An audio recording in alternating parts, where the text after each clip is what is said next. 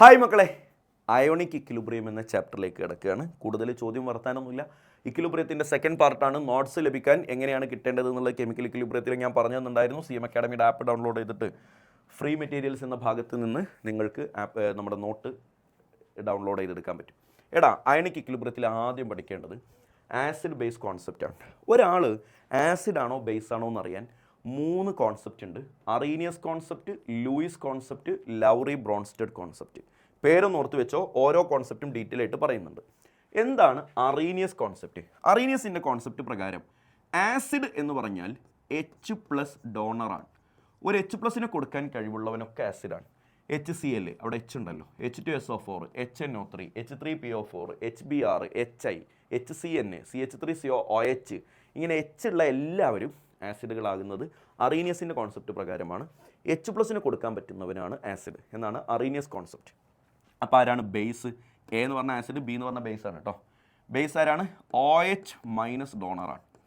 OH- കൊടുക്കാൻ പറ്റുന്നവൻ. OH ഉള്ളത് NaOH, MgOH, AlOH thrice, ഇനി NH4OH. OH ഉള്ളതൊക്കെ ബേസാണ്. അപ്പോൾ അറീനിയസ് കോൺസെപ്റ്റ് മറക്കരുത്. H+ donor, OH- donor. Okay അല്ലേ അറീനിയസ് കോൺസെപ്റ്റ്? നെക്സ്റ്റ് ലൂയിസിൻ്റെ കോൺസെപ്റ്റാണ്. ഇത് വളരെ ഇമ്പോർട്ടൻ്റ് ആണ്. ഇതിൽ നിന്ന് പരീക്ഷയ്ക്ക് എപ്പോഴും ക്വസ്റ്റ്യൻ വരാറുണ്ട്. ലൂയിസിൻ്റെ കോൺസെപ്റ്റ് പ്രകാരം ആസിഡ് ആരാണ്?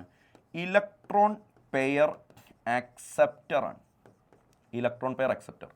തൊട്ടുമ്പത്തെ അറീനിയസ് കോൺസെപ്റ്റ് നിങ്ങൾക്ക് കൺഫ്യൂഷൻ ആവാനൊന്നും ഇല്ല. കാരണം ഇതൊക്കെ നമ്മൾ ചെറിയ ക്ലാസ് മുതൽ പഠിക്കുന്നതാണ്. H ഉണ്ടെങ്കിൽ ആസിഡ് ആണെന്നും OH ഉണ്ടെങ്കിൽ ബേസ് ആണെന്നും ആ ചെറിയ ക്ലാസ്സിൽ പഠിച്ചത് അറീനിയസ് കോൺസെപ്റ്റ് ആണെന്ന് ഓർത്ത് വെച്ചാൽ മതി. ലൂയിസ് കോൺസെപ്റ്റ് ആണ് നമ്മൾ ഇവിടെ വെച്ച് പരിചയപ്പെടുന്നത്. അപ്പോൾ അവിടെ കൺഫ്യൂഷൻ ഉണ്ടാവാൻ ചാൻസ് കൂടുതലാണ്. അഥവാ നോക്കടാ, ആസിഡ് ഇലക്ട്രോൺ പെയർ ആക്സെപ്റ്ററാണ്, ബേസ് ഇലക്ട്രോൺ പെയർ ഡോണറാണ്. അപ്പോൾ ഇലക്ട്രോൺ പെയറിനെ കൊടുക്കാൻ പറ്റുന്നവനാണ് ബേസ്. കൊടുക്കണമെങ്കിൽ ഓരോരുത്തർ ഉണ്ടാവണമല്ലോ. അപ്പോൾ ഈ പറയുന്ന ആൾക്കാരൊക്കെ ആരാണ്? ബേസുകളാണെന്ന് പറഞ്ഞാൽ അവരൊക്കെ ഇലക്ട്രോൺ പെയറിനെ കൊടുക്കാൻ കഴിവുള്ളവരാണെന്ന് പറഞ്ഞാൽ അവരിലൊക്കെ ഇലക്ട്രോൺ പെയറുകൾ ഉണ്ട് എന്നർത്ഥം. NH3 നൈട്രജനിൽ, H2 ഓക്സിജനിൽ, ആൽക്കഹോൾ ഓക്സിജനിൽ, അമീൻസിലെ NH2 നൈട്രജനിൽ, ഇവരൊക്കെ ബേസുകളാണ്. കാരണം അവരിലൊക്കെ ലോൺ പെയർ ഓഫ് ഇലക്ട്രോൺസ് ഉണ്ട്. ഇവരൊക്കെ ഇലക്ട്രോൺ പെയറിനെ അക്സെപ്റ്റ് ചെയ്യുന്നവരാണ്. അപ്പോൾ അഥവാ ഇലക്ട്രോണുകളുടെ കുറവ് ഫീൽ ചെയ്യുന്നവരാണ്. അതുകൊണ്ട് അവർ എവിടെന്നെങ്കിലും ഇലക്ട്രോണിനെ അക്സെപ്റ്റ് ചെയ്യും. സോ അതിന് ഇമ്പോർട്ടൻ്റ് ആയിട്ടുള്ള examples very very very very important, പരീക്ഷയ്ക്ക് എപ്പോഴും ചോദിക്കാറുള്ള ആളാണ് BF3, AlCl3, SnCl2, FeCl3. അഞ്ചാമത്തെ തന്നെ സൂക്ഷിച്ച് നോക്കിക്കോ, H3BO3. കണ്ടാൽ നമുക്ക് അറീനിയസ് ആസിഡ് ആണെന്നൊക്കെ തോന്നിപ്പോകും, കാരണം H ഒക്കെ ഉള്ളതുകൊണ്ട്. പക്ഷേ ഈ H അയാൾ കൊടുക്കൂല. ഇയാൾ ആസിഡ് ആയത് H കൊടുത്തിട്ടല്ല, പിന്നെ ഇലക്ട്രോൺ പെയറിനെ അക്സെപ്റ്റ് ചെയ്തിട്ടാണ്. So this is not an Arrhenius acid, this is a Lewis acid. Confusion ഒഴിവാക്കാൻ ഞാൻ ഇങ്ങനെയാണ് ഓർക്കാറ്. ഏത് കൺഫ്യൂഷൻ? ലൂയിസ് ആസിഡിൽ രണ്ടിലും electron pair acceptor, electron pair donor. ഒരു ഇലക്ട്രോൺ പെയർ ആണല്ലോ കോമൺ ആയിട്ടുള്ളത്. അക്സെപ്റ്റർ ആണോ ഡോണർ ആണോ എന്ന് കൺഫ്യൂഷൻ വന്നാൽ ഞാൻ ഇങ്ങനെയാണ് ഓർക്കുക. ആസിഡ് ആണല്ലോ ചർച്ച, ആസിഡ് അക്സെപ്റ്റർ, AC എന്ന് ഓർക്കും. Acid acceptor. അപ്പോൾ സാറേ ബേസ് എങ്ങനെ ഓർക്കുക? ഒറ്റ കൊട്ടാണ് കിട്ടും. ഇതിൻ്റെ ഓപ്പോസിറ്റാണ് ചിന്തിച്ചാൽ മതി. ലൗറി ബ്രോൺസ്റ്റഡ് കോൺസെപ്റ്റിൽ ആരാണ് ആസിഡ് ബേസ്? മോനെ വളരെ സിമ്പിളാണ്, നോക്കിയിരുന്നോ. Acid H+ ഡോണറാണ്. അത് നമ്മൾ അറീനിയസ് കോൺസെപ്റ്റ് പറഞ്ഞ പോലെ. ബേസ് H+ അക്സെപ്റ്ററാണ്, അതിൻ്റെ നേരെ ഓപ്പോസിറ്റ്. അപ്പോൾ അത് മാറാനൊന്നുമില്ല. ആസിഡ് ആരാന്ന് നമുക്ക് അറിയാലോ. H+ കൊടുക്കാൻ കഴിവുള്ളവൻ. ബേസ് അതിൻ്റെ ഓപ്പോസിറ്റ്, H+ വാങ്ങാൻ കഴിവുള്ളവൻ.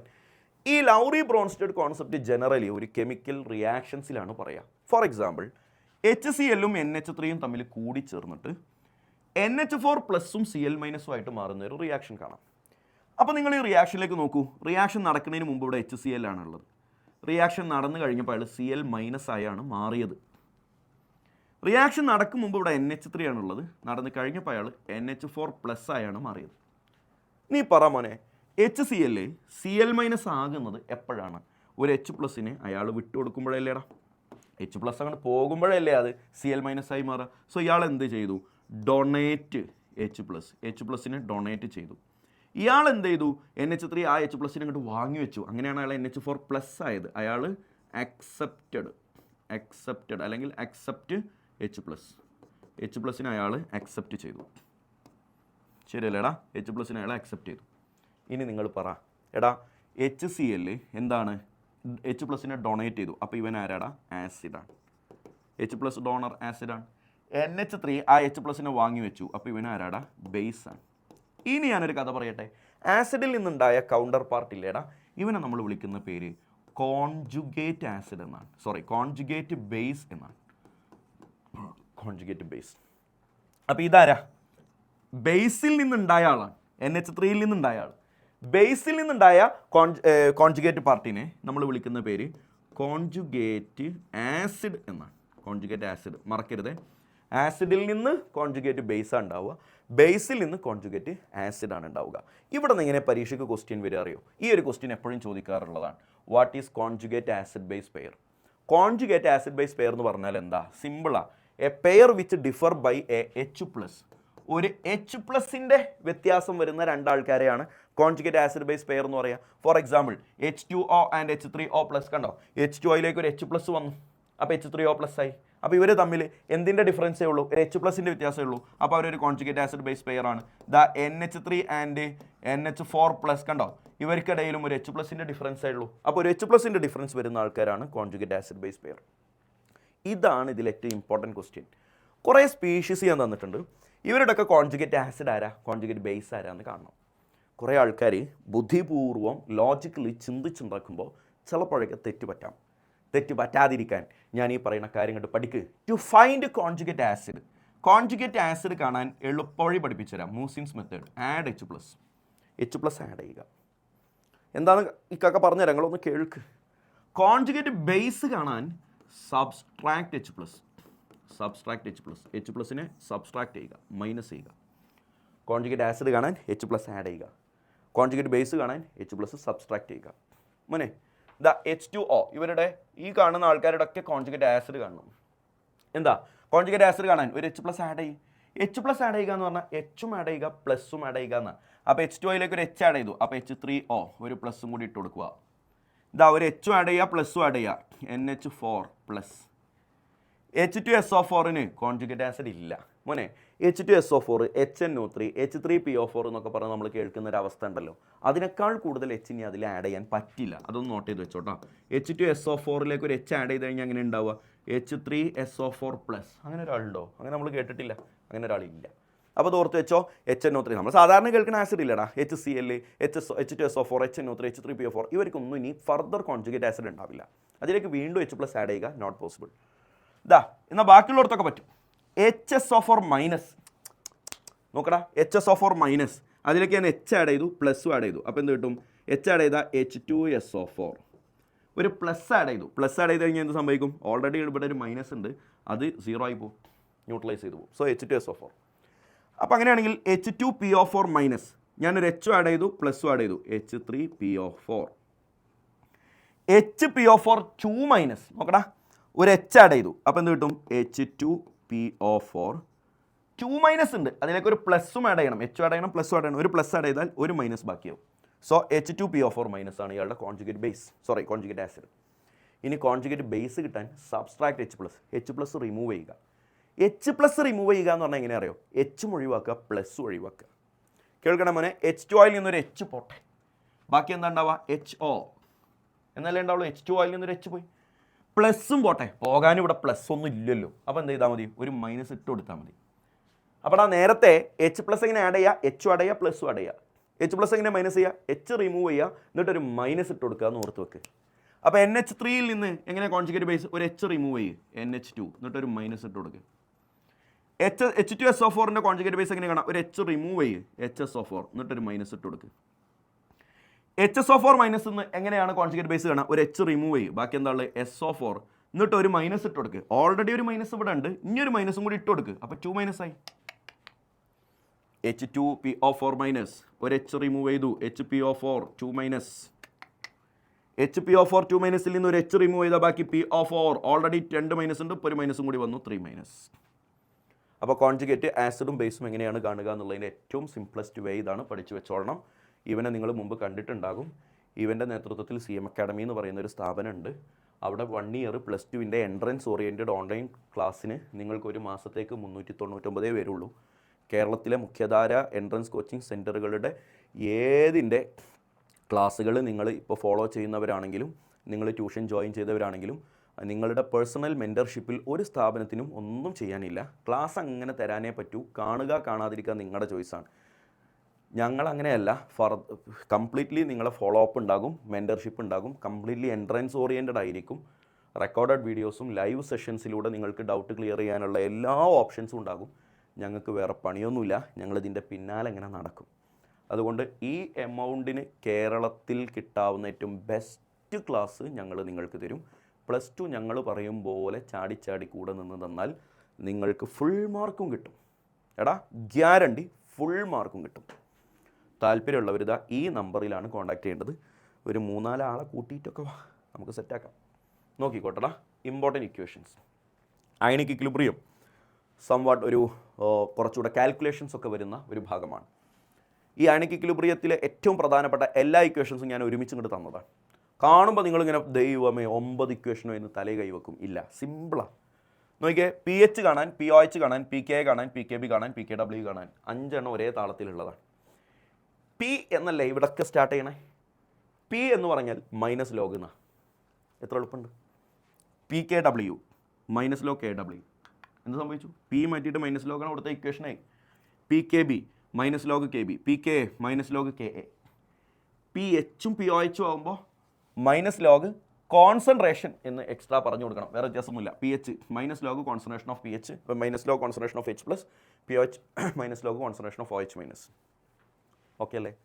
ഇവിടെ പരീക്ഷയ്ക്ക് ഡിഫൈൻ PH എന്ന് ക്വസ്റ്റ്യൻ ചോദിക്കാറുണ്ട്. ഡിഫൈൻ PHനെ ഡിഫൈൻ ചെയ്യുക. PHനെ ഡിഫൈൻ ചെയ്യാൻ വേറെ പ്രത്യേകിച്ച് ഒരു മാർഗ്ഗവും ഇല്ല. ഈ കാണുന്ന ഇക്വേഷൻ തന്നെ സ്റ്റേറ്റ്മെൻ്റ് ആക്കിയാൽ മതി. അപ്പോൾ എന്താണ് PHൻ്റെ definition? PH is the negative logarithm of, അങ്ങനെ തന്നെ പറയാം, negative logarithm of concentration of hydronium ion. Hydronium ion എന്ന് പറഞ്ഞാൽ ആരാ? H3O+ എന്നാണ്. H+ എന്ന് പറഞ്ഞാൽ ഇതാ ഇവിടെ H+ എന്ന് പറഞ്ഞാലും H3O+ എന്ന് പറഞ്ഞാലും ഒരാളാണെന്ന് മനസ്സിലാക്കുക. Hydronium ion. ഓക്കെ.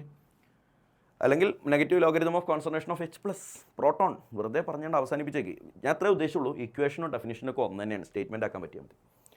മോനെ, ഈ PKAയും PKBയും ഒക്കെ ഏട്ടനും അനിയനാണോ നിങ്ങൾക്കറിയാലോ. അവർ തമ്മിൽ കൂട്ടിയാൽ നിങ്ങൾക്ക് PKW കിട്ടും. അതുപോലെ മറ്റൊരു ചേട്ടനും അനിയനാണ് PHും POHും. അവർ തമ്മിൽ കൂട്ടിയാലും നിങ്ങൾക്ക് PKW കിട്ടും. സിമ്പിൾ അല്ലേ? അങ്ങനെയാണെങ്കിൽ ഇവരുടെയൊക്കെ P അങ്ങോട്ട് ഊരിയെടുക്കുക. PKയുടെ P പോയാൽ ആരാ? P പോയാൽ KA. ഇവിടെ ആരാ? KB. KA into KB will be KW ആയിരിക്കും. PKA + PKB PKW. ഈ P പോയാൽ ഇൻറ്റു ആക്കുക. അപ്പോൾ ഇവിടുത്തെയും P ആണ് പോകും, വേറെ കുഴപ്പമൊന്നുമില്ല. KA into KB KW, concentration of H+ into concentration of OH minus KW. ഇതിലെ ഈ KW ആൻഡ് PKW എന്ന് പറഞ്ഞ രണ്ടാൾക്കാർ കോൺസ്റ്റൻ്റ് ആണ്. അതിൻ്റെ വാല്യൂ ഞാനിവിടെ തരാം. KW റൂം ടെമ്പറേച്ചറിലുള്ള വാല്യൂ ആണ് തരണേ. റൂം ടെമ്പറേച്ചറിലുള്ള വാല്യൂ KWൻ്റെ വാല്യൂ 1 × 10⁻14 ആണ്. PKWൻ്റെ വാല്യൂ 14 എന്ന് മാത്രമാണ്. നിങ്ങളിത് പഠിച്ചിട്ടുണ്ടാവും. അതുകൊണ്ടാണ് PHും POHും തമ്മിൽ കൂട്ടിയാൽ 14 ആണ്. അപ്പോൾ PH കിട്ടി, POH ചോദിച്ചാൽ 14 എന്ന് മൈനസ് ചെയ്താൽ മതി എന്ന് എപ്പോഴും പറയാറുള്ളത്. ഓക്കെ, നോക്കിയടാ, അതുമായി ബന്ധപ്പെട്ട് വളരെ ഇമ്പോർട്ടൻ്റ് ആയ മറ്റൊരു കാര്യം പറഞ്ഞുതരാം. Important relation. ആസിഡിറ്റി റിലേറ്റഡ് ആയിട്ടുള്ള രണ്ട് പ്രോപ്പർട്ടിയാണ് KA PKA. KA എന്ന് പറഞ്ഞാൽ acidity, PKA KB basicity, PKB ഇതൊക്കെ ബേസിക്കുമായിട്ട് റിലേറ്റഡ് ആണ്. ആസിഡിറ്റി KAക്ക് ഡയറക്റ്റ്ലി പ്രൊപ്പോർഷണലാണ്, PKAക്ക് ഇൻവേഴ്സ്ലി പ്രൊപ്പോർഷണലാണ്. സിമ്പിളാണ്, പഠിച്ചു വെച്ചോ. അപ്പോൾ 2 ആസിഡ് തന്നു, ആ 2 ആസിഡിൻ്റെ PKA വാല്യൂ തന്നു. എന്നിട്ട് ഇതിലേതാ നല്ല ആസിഡ് എന്ന് ചോദിച്ചു. PKA വാല്യൂ ഏറ്റവും കുറവുള്ളവനാണ് നല്ല ആസിഡ്. ഈ റിലേഷൻ ഓർത്ത് വെക്കണേ. സെയിം മെത്തേഡിൽ basicity directly proportional to KB, but it is inversely proportional to PKB. ഒരാൾ നല്ല ബേസാ എങ്കിൽ അവൻ്റെ KB വളരെ വലുതാ, അതിൻ്റെ PKB വളരെ ചെറുതാ. PKBയുടെ വാല്യൂ കുറയുന്നവനാണ് നല്ല ബേസ് ആവുക.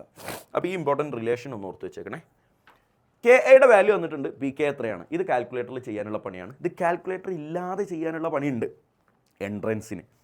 അത് ഇപ്പോൾ ആവശ്യമില്ലല്ലോ. അത് സിമ്പിൾ അടിപൊളി മെത്തേഡാണ്. നിങ്ങൾ നമ്മുടെ ചാനൽ ഇങ്ങനെ ഫോളോ ചെയ്തുകൊണ്ടിരുന്നാൽ നിങ്ങൾക്ക് ആവശ്യം, ദുനിയാവിൽ നിങ്ങൾക്ക് മരിക്കുന്നതിന് മുമ്പ് ആവശ്യമുള്ള കുറേ കാര്യങ്ങൾ ഞങ്ങൾ നിങ്ങൾക്ക് തരുന്നുണ്ട്. അപ്പോൾ അതിലിതൊക്കെ വരും. കാൽക്കുലേറ്റർ ഇല്ലാതെ എങ്ങനെ ലോഗ് കാൽക്കുലേറ്റ് ചെയ്യാം, എങ്ങനെ ആൻറ്റി ലോഗ് കാൽക്കുലേറ്റ് ചെയ്യാം, കോൺസെൻട്രേഷൻ ഓഫ് H+ തന്നിട്ട് OH മൈനസ് തന്നിട്ട് PH എങ്ങനെ സിമ്പിളായിട്ട് കാണാം. വളരെ വളരെ അടിപൊളി സിമ്പിൾ മെത്തേഡ് ഉണ്ട്. പക്ഷേ പബ്ലിക് എക്സാമിന് യൂസ് ചെയ്യാൻ പറ്റില്ല. പബ്ലിക് എക്സാമിന് നമുക്ക് അതിൻ്റെ പ്രോപ്പർ വേയിൽ തന്നെ ചെയ്യണമല്ലോ. അപ്പോൾ നിങ്ങൾ പ്രോപ്പർ വേയിൽ ചെയ്യുക. KA = 3 × 10⁻5. PK എത്ര? നിങ്ങൾ ഇക്വേഷൻ എഴുതുക. PKA = -log KA. ആ വാല്യൂ സബ്സ്റ്റിറ്റ്യൂട്ട് ചെയ്യുക. -3 × 10⁻⁵ അടിച്ചു കൊടുക്കുക, കാൽക്കുലേറ്ററിൽ കുത്തി നോക്കുക. അപ്പോൾ നോക്കുമ്പോൾ നിങ്ങൾക്ക് 4.5ൻ്റെ അടുത്തുള്ളൊരു വാല്യൂ കിട്ടും. ഇവിടെ വളരെ ശ്രദ്ധിക്കാനുള്ളൊരു കാര്യം എന്താ അറിയോ, കാൽക്കുലേറ്ററിൽ നിങ്ങൾ ആദ്യം മൈനസ് ഞെക്കണം, എന്നിട്ട് ലോഗ് ഞെക്കണം, എന്നിട്ട് ബ്രാക്കറ്റ് ഓപ്പൺ ചെയ്യണം. ഇല്ലെങ്കിൽ കിട്ടുന്ന വാല്യൂ എൻറ്റയർലി ഡിഫറെൻ്റ് ആയിരിക്കും, തെറ്റായിരിക്കും. എന്നിട്ട് 3 × 10⁻⁵ അടിച്ചു കൊടുത്തിട്ട് ബ്രാക്കറ്റ് ക്ലോസ് ചെയ്തിട്ടല്ലാതെ നിങ്ങൾ ഈക്വൽ ടു അടിച്ചു കഴിഞ്ഞാൽ നിങ്ങൾ തന്നെ വേണമെങ്കിൽ സമയം ഉണ്ടെങ്കിൽ ചെയ്ത് നോക്ക്. ഇവിടെ ബ്രാക്കറ്റ് ഇട്ടിട്ടും ബ്രാക്കറ്റ് ഇടാതെയും കിട്ടുന്ന വാല്യൂ ഭയങ്കര ഡിഫറൻസ് ഉണ്ടാവും. ബ്രാക്കറ്റ് ഇട്ടതാണ് ശരി ഉത്തരം. ഇനി അടുത്തൊക്കെ സിമ്പിളാണ്, അതേപോലെ എങ്ങനെ ചോദിക്കുകയാണ് കോൺസെൻട്രേഷൻ ഓഫ് H+. അപ്പോൾ പി എച്ച് എങ്ങനെ കാണാം, pH = log concentration of H+ ആണെന്ന് നമുക്കറിയാം. So that is equal to -log 2 × 10⁻⁻3. Calculator എടുക്കുക, ഞെക്കുക, 3 - log 2 2.7 എന്ന് അപ്രോക്സിമേറ്റ്ലി ആൻസർ വരും. അപ്പോൾ നിങ്ങൾക്ക് മനസ്സിലായല്ലോ എനിക്കിത് ചെയ്യാൻ കിട്ടുന്നത് കാൽക്കുലേറ്റർ ഇല്ലാതെ ചെയ്യാൻ കിട്ടണം. അതിന് വേറെ മെത്തേഡ് ഉണ്ട്, നിങ്ങൾ ഓർത്ത് വെച്ചാൽ മതി.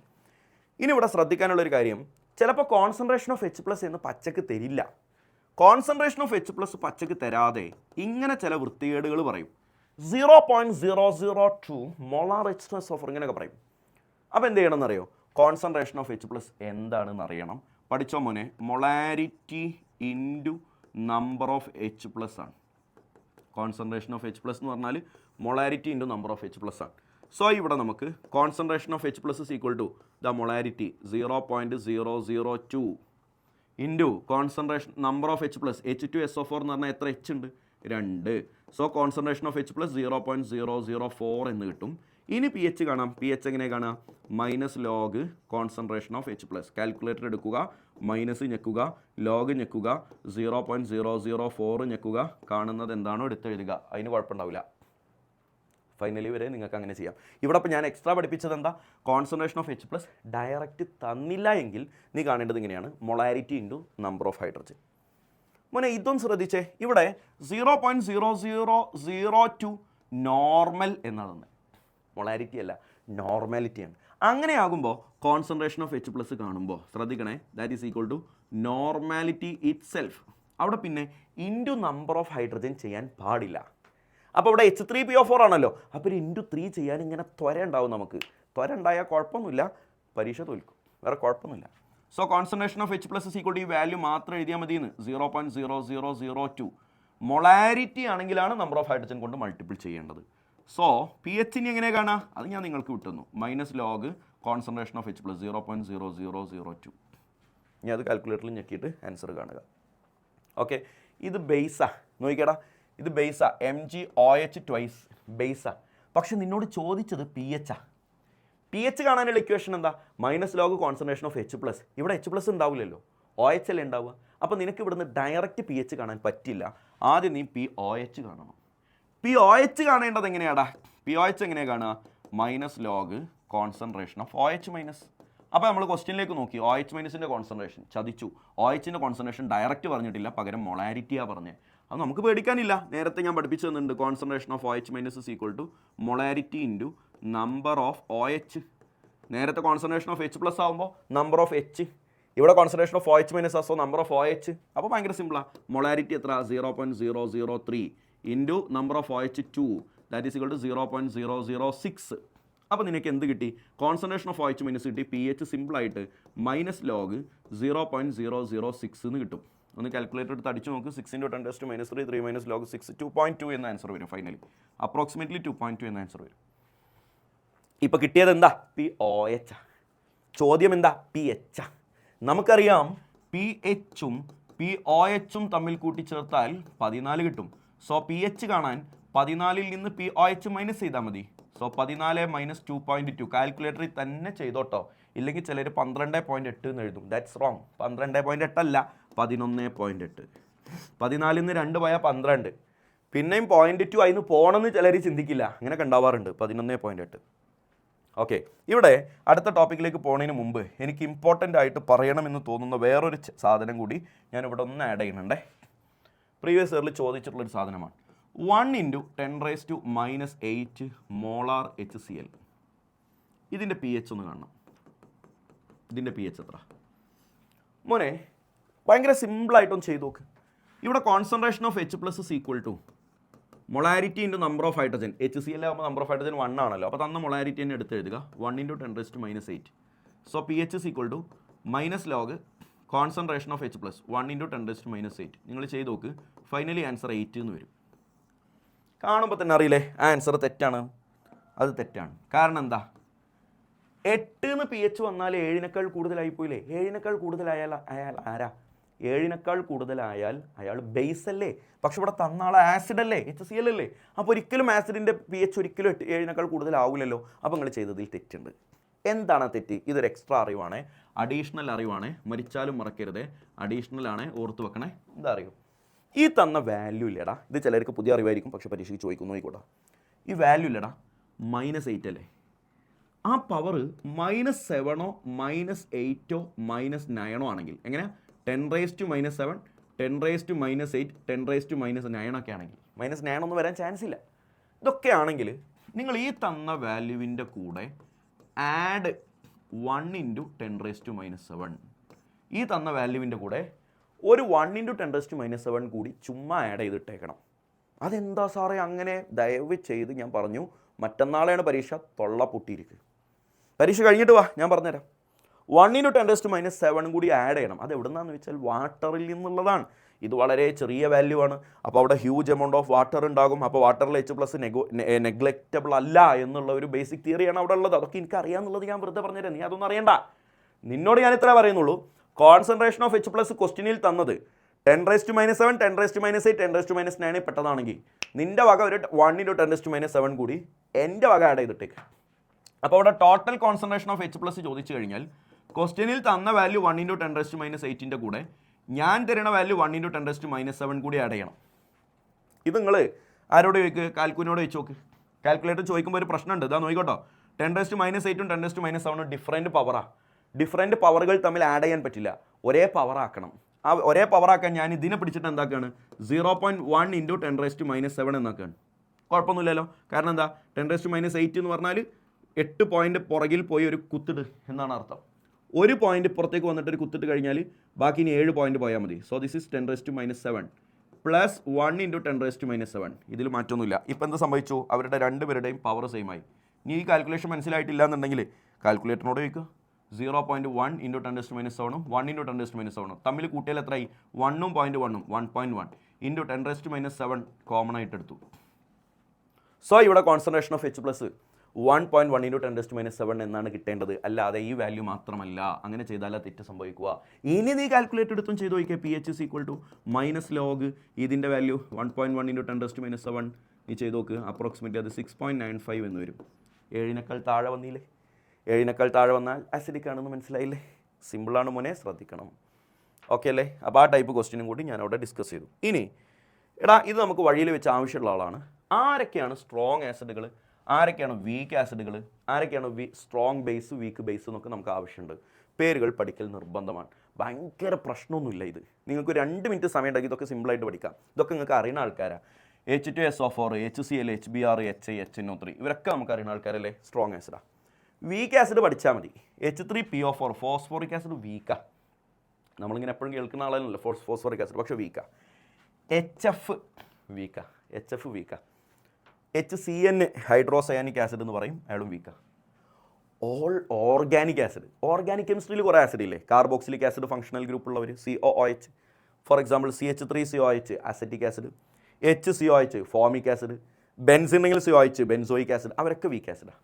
പിന്നെ ഞാൻ നേരത്തെ പറഞ്ഞ ലൂയിസ് ആസിഡ് ബേസ് കോൺസെപ്റ്റിലെ ലൂയിസ് കോൺസെപ്റ്റ് പ്രകാരം ആസിഡായ എല്ലാവരും വീക്കായിരിക്കും. ഫോർ എക്സാമ്പിൾ BF3 AlCl3 നേരത്തെ ഞാൻ ലിസ്റ്റ് തന്നില്ലായിരുന്നു, അവരൊക്കെ വീക്കാണ്. ഇനി ബേസിൻ്റെ കഥ പറയുമ്പോൾ സ്ട്രോങ് ബേസ് പഠിക്കാൻ ഭയങ്കര എളുപ്പമാണ്. എങ്ങനെ അറിയോ? Hydroxides of group 1 and group 2 elements. Group 1 പെട്ട ആളല്ലേടാ സോഡിയം, അതിൻ്റെ ഹൈഡ്രോക്സൈഡ് NaOH. ഗ്രൂപ്പ് 1 പെട്ട ആളല്ലേടാ പൊട്ടാസ്യം, അതിൻ്റെ ഹൈഡ്രോക്സൈഡ് KOH. അവരുടെയൊക്കെ ഹൈഡ്രോക്സൈഡ് എന്ന് പറഞ്ഞാൽ OH ചേർത്ത് പറയും. ഗ്രൂപ്പ് 2 പെട്ട ആളല്ലേടാ മെഗ്നീഷ്യം, അതിൻ്റെ ഹൈഡ്രോക്സൈഡ് OH ട്വൈസ്. ഗ്രൂപ്പ് 2 ആകുമ്പോൾ ബാലൻസ് കംപ്ലീറ്റ് ചെയ്യാൻ ട്വൈസ് കൊടുക്കണം. ഗ്രൂപ്പ് 2 പെട്ട വേറൊരാളാണ് കാൽസ്യം, അതിൻ്റെ ഹൈഡ്രോക്സൈഡ് CaOH ട്വൈസ്. വീക്ക് ബേസിന് ഒരു 4-5 ആൾക്കാരെ പേരൊന്ന് ഓർത്ത് വെച്ചോ. ഒരു 4 ആളുണ്ട്. NH4OH, ഇയാൾ എപ്പോഴും ചോദിക്കുന്ന ആളാണ്. NH4OH വീക്ക് ബേസ് ആണ്. Ammonium hydroxide. CuOH twice, FeOH thrice, ZnOH twice. ഇവരൊക്കെ പഠിക്കണം നിർബന്ധം ഉണ്ടോ വെച്ചാൽ നല്ലതാണ്. ഒരു 2 മിനിറ്റ് സമയം ഉണ്ടെങ്കിൽ നിനക്കിത് ഫുള്ള് പഠിക്കാൻ പറ്റും. പിന്നെ അത് വെറുതെ സ്കിപ്പ് ചെയ്യണ്ട. അവിടെ വേറൊരു എക്സാമ്പിളാണ് ഓൾ ലൂയിസ് ബേസസ്. എല്ലാ ലൂയിസ് ബേസുകളും, ഞാൻ നേരത്തെ പറഞ്ഞ NH3, H2O, ആൽക്കഹോൾ, അമീൻ, അവരൊക്കെ ലൂയിസ് ബേസ് ആണ്, അവരൊക്കെ വീക്ക് ബേസ് ആണ്. എടാ നേരത്തെ നമ്മൾ PH ഉം POH ഒക്കെ ഭയങ്കര സംഭവമാക്കിയിട്ട് കാൽക്കുലേറ്റ് ചെയ്തില്ലേ, -log കോൺസെൻട്രേഷൻ ഓഫ് H+ ഇക്വേഷനിൽ കൊടുത്തിട്ട്. ആ പരിപാടി ഇയാൾ വീക്ക് ആസിഡോ വീക്ക് ബേസോ ആണെങ്കിൽ പറ്റൂല. ഡയറക്റ്റാണ് കൊടുത്തില്ലേ നമ്മൾ, molarity into number of hydrogen ചെയ്തിട്ട് കോൺസെൻട്രേഷൻ ഓഫ് H+ ഒക്കെ കണ്ടല്ലോ നേരത്തെ നമ്മൾ ചെയ്ത സാധനം. അതാർക്ക് പറ്റൂല? വീക്ക് ആസിഡോ വീക്ക് ബേസോ ആണെങ്കിൽ പറ്റൂല. സാറേ പെട്ടല്ലോ, അപ്പോൾ എന്ത് ചെയ്യും? എടാ ഇത്രയും കാര്യം ഞാൻ തന്നെ അല്ലേ പറഞ്ഞത്, ബാക്കി ഞാൻ തന്നെ പറഞ്ഞൊരു വെയിറ്റ് ചെയ്യും. എടാ H+ൻ്റെ കോൺസെൻട്രേഷനോ OH- കോൺസെൻട്രേഷനോ കാണാൻ നീ ഉപയോഗിക്കേണ്ട ഇക്വേഷൻ C∝ എന്നാണ്. എന്താ മോനെ? C∝. എന്താണെന്ന് ഞാൻ പറഞ്ഞുതരാം. C എന്ന് പറഞ്ഞാൽ കോൺസെൻട്രേഷൻ, അറിയാത്തവർ നോട്ട് ചെയ്യുക. ആൽഫ എന്ന് പറഞ്ഞാൽ degree of dissociation. Degree of dissociation മറക്കരുത് കേട്ടോ, ഡിഗ്രി ഓഫ് ഡിസോസിയേഷൻ. അതവിടെ നിന്നോട്ടെ, ഞാൻ ക്വസ്റ്റ്യൻ ചെയ്യുന്നുണ്ട്. അതുപോലെ Ka and Kb കാണാൻ, Ka and Kb dissociation constant എന്നാണ് പേര് വിളിക്കുക. എന്താണ് പേര് വിളിക്കുക? Dissociation constant.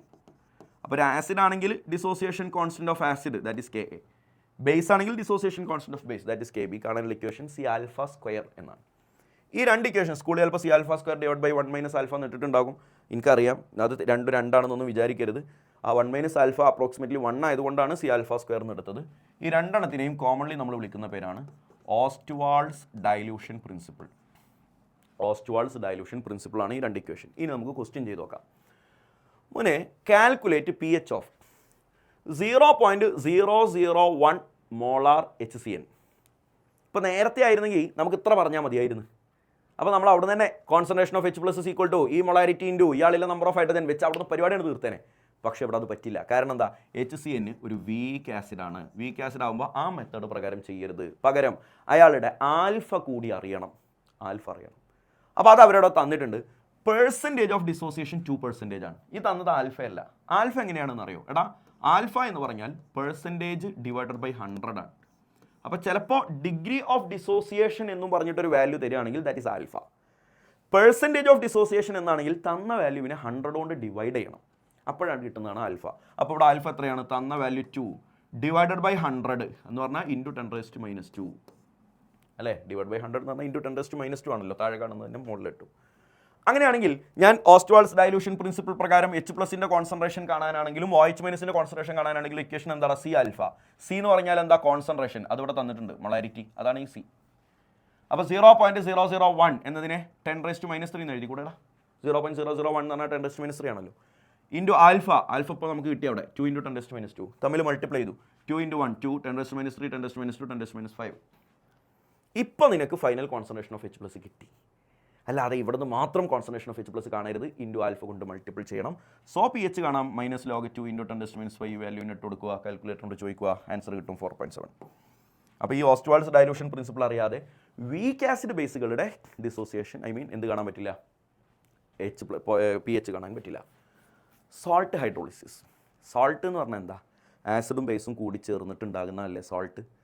അതിലേക്ക് വെള്ളമൊഴിച്ചിട്ട് അവരുടെ പാരൻ്റൽ ആസിഡും ബേസും തിരിച്ച് കിട്ടുന്ന പരിപാടിയാണ് എന്ത്? Salt hydrolysis. അതായത് സോൾട്ടിലേക്ക് വെള്ളമൊഴിക്കുക. ഹൈഡ്രോളിസിസ് എന്ന് പറഞ്ഞാൽ വെള്ളമൊഴിക്കുക. എന്നിട്ട് അതിൻ്റെ എന്തിൽ നിന്നാണോ ഉണ്ടായത് ആ ആസിഡും ബേസും തിരിച്ച് കിട്ടുക. ഇതാണ് സോൾട്ട് ഹൈഡ്രോളിസിസിൻ്റെ അടിസ്ഥാനം.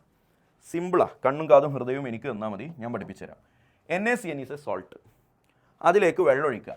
വെള്ളമൊഴിക്കുക എന്ന് പറഞ്ഞാൽ H2O. അപ്പോൾ 2 ആൾ കിട്ടും. എടാ നോക്കിക്കോട്ടോ, ഈ രണ്ടാമത്തെ പാർട്ടില്ലടാ, രണ്ടാമത്തെ പാർട്ട് അതിലേക്ക് H ചേർത്ത് പറഞ്ഞാൽ മതി. അപ്പോൾ HCN എന്ന് കിട്ടും. ഇതാണ് അയാളുടെ പാരൻ്റൽ ആസിഡ്. ഈ ഒന്നാമത്തെ പാർട്ടില്ലടാ, അതിലേക്ക് OH ചേർത്ത് പറയുക. അപ്പോൾ എന്ത് കിട്ടും? NaOH. അപ്പോൾ കളി മനസ്സിലായി. HCN എന്ന ആസിഡും NaOH എന്ന ബേസും തമ്മിൽ കൂടി ചേർന്നാണ് NaCN എന്ന് പറയുന്ന സോൾട്ട് ഉണ്ടായിരുന്നത്. അപ്പോൾ വെള്ളം ഒഴിച്ച് കഴിഞ്ഞാൽ അവരുടെ ആസിഡും ബേസും തിരിച്ചു കിട്ടും. എന്നാൽ ഇതൊന്നും നോക്കിക്കേ, NH4ഉം Clഉം രണ്ടാമത്തെ ആൾ ആദ്യം പറയുക, രണ്ടാമത്തെ ആളിലേക്ക് H ചേർത്ത് പറയുക, ഒന്നാമത്തെ ആളിലേക്ക് OH ചേർത്ത് പറയുക, NH4OH. സിമ്പിൾ അല്ലേ? രണ്ടാമത്തെ ആളിലേക്ക് H ചേർത്ത് പറയുക, HF. ഒന്നാമത്തെ ആളിലേക്ക് OH ചേർത്ത് പറയുക, NH4OH. അപ്പോൾ HFും NH4OHും കൂടി ചേർന്നാണ് NH4F എന്ന് പറയുന്നൊരു സോൾട്ട് ഉണ്ടായത്. ഇവിടെ ഞാൻ 4 സോൾട്ട് തന്നിട്ടുണ്ട്. ഈ 4 സോൾട്ടിൽ ഏതിനാണ് ഹൈഡ്രോളിസിസ് നടക്കാത്തത്? എന്ന് പറഞ്ഞാൽ വെള്ളമൊഴിച്ച് കഴിഞ്ഞാൽ അതിൻ്റെ പാരൻ്റൽ ആസിഡും ബേസും തരാത്തത് ഏതാണെന്നാണ് ചോദ്യം. എടാ അതിൻ്റെ ഉത്തരം പറയുന്നതിന് മുമ്പ് ഞാനൊരു കാര്യം ചോദിക്കട്ടെ. ഇവിടെ ഇപ്പോൾ നമുക്ക് ഇവരുടെയൊക്കെ ആസിഡും ബേസും കിട്ടിയല്ലോ. ഇതൊക്കെ സ്ട്രോങ് ആസിഡാണോ വീക്ക് ആസിഡാണോ സ്ട്രോങ് ബേസ് ആണോ വീക്ക് ബേസ് ആണോ നമുക്കൊന്ന് ചെക്ക് ചെയ്യാം. HCN ഞാൻ ഏതിൻ്റെ ലിസ്റ്റ് ചെയ്ത് തന്നാളാ? വീക്ക് ആസിഡാണ്, വീക്കാണ്. NaOH സ്ട്രോങ് ആണ്. തൊട്ടുമ്പോൾ ഞാൻ ലിസ്റ്റ് തന്നു. HCl സ്ട്രോങ്ങാ, NH4OH വീക്കാ. ലിസ്റ്റിലുണ്ടേ നോക്കണേ. HF വീക്കാ, NH4OH വീക്കാ. നോക്കിക്കേടാ, രണ്ടാളും സ്ട്രോങ് ആയിട്ടുള്ള കോമ്പിനേഷൻ ഏതാ? രണ്ടാളും സ്ട്രോങ് ആയിട്ടുള്ള കോമ്പിനേഷൻ അങ്ങനെ ഒരാളില്ല. അതുതന്നെയാണ് അതിൻ്റെ ഉത്തരം. രണ്ടാളും സ്ട്രോങ് ആണെങ്കിൽ, ആസിഡും ബേസും സ്ട്രോങ് ആണെങ്കിൽ അതിൽ നിന്നുണ്ടാകുന്ന സോൾട്ടിനെ ഹൈഡ്രോളിസിസ് നടത്താൻ പറ്റില്ല. അപ്പോൾ ഏത് സോൾട്ടിനാണ് ഹൈഡ്രോളിസിസ് നടക്കാത്തത്? Salt from strong acid and strong base. അപ്പോൾ ഇതിനെന്തുകൊണ്ട് ഹൈഡ്രോളിസിസ് നടന്നു? അതിലൊരാൾ വീക്കായതുകൊണ്ട്. ഇതിലെന്തുകൊണ്ട് നടന്നു? ഇതിലൊരാൾ വീക്കായതുകൊണ്ട്. ഇതിനെന്തുകൊണ്ട് നടന്നു? രണ്ടാളും വീക്കായതുകൊണ്ട്. അപ്പോൾ ഇതിലായിരിക്കും നല്ലോണം നടക്കുക ഇയാൾക്ക്. കാരണം മാക്സിമം എമൗണ്ട് ഓഫ് ഹൈഡ്രോളിസിസ് എന്തുകൊണ്ടാണ്? മാക്സിമം വീക്ക് എവിടെയാണോ അവിടെയാണ് കൂടുതൽ ഹൈഡ്രോളിസിസ് നടക്കുക. അപ്പോൾ തീരെ ഹൈഡ്രോളിസിസ് നടക്കാതിരിക്കുക എവിടെയാണ്? കംപ്ലീറ്റ്ലി സ്ട്രോങ് ആയിട്ടുള്ള ആൾക്ക് ഹൈഡ്രോളിസിസ് നടക്കില്ല. അപ്പോൾ ഇയാൾ നമ്മുടെ ഓപ്ഷൻ ഇവിടെ കണ്ട ആളാണ്. NaCN, NH4Cl, NH4F ഒക്കെ ഇവിടെ കണ്ട ആളാണ്. ഇയാൾക്ക് ഹൈഡ്രോളിസിസ് നടക്കില്ല. NaCl എന്തുകൊണ്ട്? NaCl എവിടെ നിന്നാണ് ഉണ്ടായതെന്നൊന്ന് ചിന്തിച്ച് നോക്കിക്കേ. NAയിലേക്ക് OH ചേർത്ത് പറ, അപ്പോൾ NaOH എന്ന് കിട്ടും. Clലേക്ക് H ചേർത്ത് പറ, HCl എന്ന് കിട്ടും. ഇയാളൊരു സ്ട്രോങ് ആസിഡാണ്, ഇയാളൊരു സ്ട്രോങ് ബേസാണ്. സ്ട്രോങ് ആസിഡും സ്ട്രോങ് ബേസും റിയാക്ട് ചെയ്താണ് NaCl ഉണ്ടായത്. സോ ഈ NaClലേക്ക് തിരിച്ച് വെള്ളം ഒഴിച്ച് കഴിഞ്ഞാൽ ഈ റിയാക്ഷൻ നടക്കില്ല. ഇത് നമുക്കൊന്ന് എഴുതി നോക്കിയതാണ്, അല്ലാതെ നടന്നിട്ടല്ല. അത് എഴുതി നോക്കിയപ്പോൾ മനസ്സിലായി ഇത് രണ്ടും സ്ട്രോങ് ആണ്. So this reaction cannot be take place. അപ്പോൾ എങ്ങനെ മനസ്സിലാക്കുക? Salt from strong acid and strong base cannot be hydrolysed.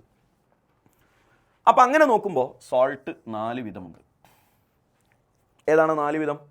Strong ആസിഡും സ്ട്രോങ് ബേസും തമ്മിൽ റിയാക്ട് ചെയ്ത് കിട്ടിയ സോൾട്ട്, സ്ട്രോങ് ആസിഡും വീക്ക് ബേസും തമ്മിൽ റിയാക്ട് ചെയ്ത് കിട്ടുന്ന സോൾട്ട്, വീക്ക് ആസിഡും സ്ട്രോങ് ബേസും, വീക്ക് ആസിഡും വീക്ക് ബേസും. ഇങ്ങനെ സോൾട്ടിനെ നമുക്ക് 4ആയി തരംതിരിക്കാം. അപ്പോൾ സോൾട്ടിന് ആ 4 ഓരോ ടൈപ്പും മനസ്സിലാക്കി വെക്കണേ. NaCl ഞാൻ അപ്പോൾ പഠിപ്പിച്ചു. NaCl എവിടെ നിന്ന് ഉണ്ടായതെന്നൊന്ന് ആലോചിച്ചാൽ മതി. NaCl HClൽ നിന്നും NaOHൽ നിന്നുമാണ് NaCl ഇങ്ങോട്ട് ഉണ്ടായത്. So this is strong acid, this is strong base. NH4Cl എവിടെ നിന്ന് ഉണ്ടായതെന്നൊന്ന് ആലോചിച്ച് നോക്കിയേ. HClഉം NH4OHും റിയാക്ട് ചെയ്താണ് ഇയാൾ ഉണ്ടായത്. ഇയാളാരാ? Strong acid. ഇയാളാരാ? Weak base. സ്ട്രോങ് ആസിഡും വീക്ക് ബേസും അല്ലേടാ? ആ കോമ്പിനേഷൻ സെറ്റാണ്. ഇതാ ഇവിടെ നോക്കിയേ. NaCN എവിടെ നിന്ന് ഉണ്ടായതെന്നൊന്ന് ആലോചിച്ച് നോക്കിയേ. HCNഉം പറ NaOHും. കഥ പറ. HCN is weak acid, NaOH is strong base. Clear അല്ലേ? NH4Cn എവിടെ നിന്ന് ഉണ്ടായത്? HCN plus NH4OH. ഇയാളാരാ? വീക്ക് ആസിഡാ. ഇയാളാരാ? വീക്ക് ബേസാ. ഇപ്പോൾ വീക്ക് ആസിഡും വീക്ക് ബേസും കൂടി ചേർന്നാണ് NH4Cn ഉണ്ടായത്. അങ്ങനെ സോൾട്ട് 4 വിധമുണ്ട്. ഇനി അടുത്തതാണ് ഏറ്റവും ഇമ്പോർട്ടൻ്റ് ഡയലോഗ്. ഒരു സോൾട്ടിനെടുത്തിട്ട് വെള്ളത്തിൽ കലക്കിയാൽ ആ വെള്ളം ആസിഡിക് ആകോ ബേസിക് ആകോ ന്യൂട്രൽ ആകോ എന്നുള്ള ചർച്ചയാണ്. തിങ്ക് പണെങ്കിൽ എടാ ആ സോൾട്ട് ഈ 4 ടൈപ്പിൽ ഏതിൽ പെട്ടതാണ് എന്നുള്ളതിനെ ഡിപ്പെൻഡ് ചെയ്തിരിക്കും. സ്ട്രോങ് ആസിഡും സ്ട്രോങ് ബേസും തമ്മിലുള്ള ഒരു സോൾട്ട് അയാൾ വെള്ളത്തിൽ കലക്കിയാൽ അതിൻ്റെ അക്വസ് സൊല്യൂഷൻ ഇങ്ങനെ വായിക്കുക. അക്വസ് സൊല്യൂഷൻ ന്യൂട്രൽ ആയിരിക്കും. കാരണം രണ്ടാളും സ്ട്രോങ് ആണല്ലോ. ആസിഡും സ്ട്രോങ് ആണ്, ബേസും സ്ട്രോങ് ആണ്. അപ്പോൾ അവിടെ കോമ്പൻസേറ്റ് ചെയ്ത് പോകും. എന്നാൽ സ്ട്രോങ് ആസിഡും വീക്ക് ബേസും തമ്മിലുണ്ടായ സോൾട്ട് ആരാണ് അവിടെ ഡോമിനേറ്റ് ചെയ്യുന്നത്? സ്ട്രോങ് ആയി കിടക്കണവരാ? ആസിഡ് അല്ലേ. സോ അയാളുടെ അക്വസ് സൊല്യൂഷൻ ആസിഡിക് ആയിരിക്കും. മനസ്സിലായില്ലേ? അപ്പോൾ ഒരു സോൾട്ടിനെ വെള്ളത്തിൽ കലക്കിയാൽ അത് ആസിഡാണോ ബേസാണോ ന്യൂട്രൽ ആണോ എന്ന് കാണുന്നത് എങ്ങനെയാണ്? അതിലെ സ്ട്രോങ് പാർട്ട് ഏതാണെന്ന് നോക്കിയാൽ മതി. അപ്പോൾ ഇവിടെ നോക്കിയാൽ സോൾട്ട് ഫ്രം വീക്ക് ആസിഡും സ്ട്രോങ് ബേസും. അപ്പോൾ ആരാ? Strong base. അതുകൊണ്ട് ആ സോൾട്ടിനെ വെള്ളത്തിൽ കലക്കിയാൽ ആക്വസ് സൊല്യൂഷൻ ബേസിക് ആയിരിക്കും. രണ്ടാളും വീക്ക് ആണെങ്കിൽ ശ്രദ്ധിക്കണേ. വീക്ക് ആസിഡും വീക്ക് ബേസും ആണെങ്കിൽ ആ സൊല്യൂഷൻ നോക്കിക്കോട്ടടാ, അത് ന്യൂട്രൽ ആവാം, ആസിഡിക് ആവാം, ബേസിക് ആവാം. അങ്ങനെയാണ് അതിൻ്റെ കഥ. ന്യൂട്രൽ ആവാം, അസിഡിക് ആവാം, ബേസിക് ആവാം. അതിപ്പോൾ എങ്ങനെയാണ് സാറേ നമ്മൾ കണ്ടെത്തുക? അതിനൊരു ഇക്വേഷൻ ഉണ്ട്. ഈ ഇക്വേഷനും കൂടി കണ്ടോ. ബാക്കിയുള്ളിടത്തൊക്കെ അസിഡിക് ആണോ ബേസിക് ആണോ കൃത്യം പറയാൻ പറ്റും. ഇവിടെ അത് പറയാൻ പറ്റില്ല. ഇവിടെ ഇക്വേഷനാണ് നിങ്ങൾ നോക്കേണ്ടത്. ആ ഇക്വേഷൻ വളരെ ഇമ്പോർട്ടൻ്റ് ആണ്. പഠിച്ചു വെച്ചോ. pH is equal to half into pKw plus pKa minus pKb. സിമ്പിളാണ്. ഒന്ന് വായിച്ചു നോക്കിയാൽ pH is equal to half into pKw plus pKa minus pKb. എവിടെ യൂസ് ചെയ്യേണ്ടതാണ്? വീക്ക് ആസിഡും വീക്ക് ബേസും ആണെങ്കിൽ. അതിനൊരു എക്സാമ്പിൾ ക്വസ്റ്റ്യൻ ഞാൻ കാണിച്ചു തരാം. Calculate the pH of aqueous solution of CH3COO NH4. എടാ ഈ CH3COO NH4 എന്നുള്ള കോമ്പൗണ്ട് ഒരു സോൾട്ടാണ്. അപ്പോൾ അത് ഏതെല്ലാം ആസിഡ് ബേസിൽ നിന്ന് ഉണ്ടായതാണെന്നൊന്ന് ആലോചിച്ച് നോക്കിക്കേ. CH3COO എന്നുള്ള ആസിഡ് ഏതാടാ? CH3COOH. This is acetic acid. അയാളൊരു വീക്ക് ആസിഡാണ്, കണ്ടാലറിയാലോ. പിന്നെയുള്ള ബേസിക് പാർട്ട് എന്ന് പറഞ്ഞാൽ NH4 ആണ്. NH4ലേക്ക് OH വരുമ്പോൾ അയാൾ വീക്ക് ബേസ് ആണ്.